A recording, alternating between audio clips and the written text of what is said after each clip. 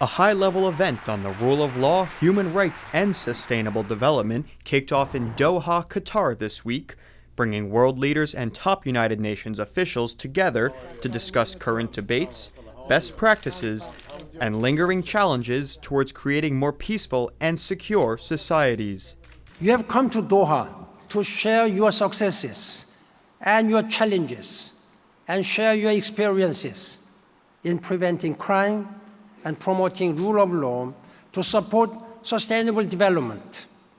International cooperation and coordination are critical, particularly in areas such as combating transnational organized crime and terrorism. But we must work to stop crime and extremism being seen as attractive or necessary options, especially by youth. That is why we are focused on equitable, sustainable development. Speakers at the 13th Crime Congress pointed to staggering figures and statistics surrounding global, regional, and local crime industries. These include anything from the trafficking of weapons, drugs, and humans, to the illegal poaching of wildlife, and to corruption in public and private institutions. In each situation, the persistence of criminal activity leads to significant roadblocks for economic and social development, putting national and regional ambitions towards prosperity and security in jeopardy. We are in dire need of a more just world implementing the rule of law of growth and economic prosperity. Therefore, we need to build this endeavor on principles of equity and fully respect the international law with all its obligations and duties. Fair, transparent, and accessible legal frameworks play an integral role in poverty eradication. Equal access to justice and non-discriminatory laws help to advance gender equality and promote equitable and inclusive economic development. Fighting corruption will make funds available for delivery of basic services, particularly to the most vulnerable.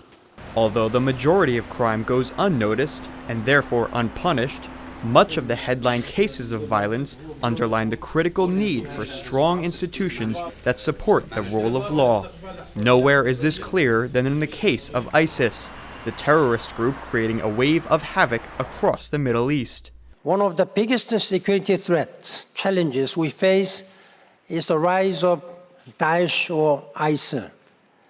The international community has to address the conditions that allow groups like Daesh or ISIL to emerge and grow. However, a distinction must be made between rule of law and excessive force. It is a balancing act that many countries, both developed and developing, must somehow address in their efforts to build more stable societies without upsetting fundamental human rights.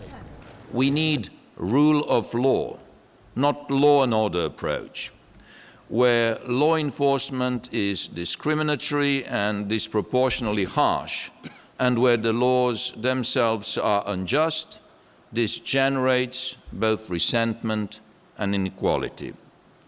Criminal justice systems must also ensure that they protect people's personal security, their access to administration of justice, and the participation of all in decision-making.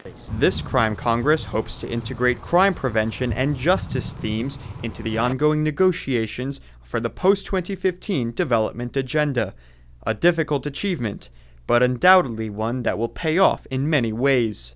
Brendan Pastor, South South News, New York.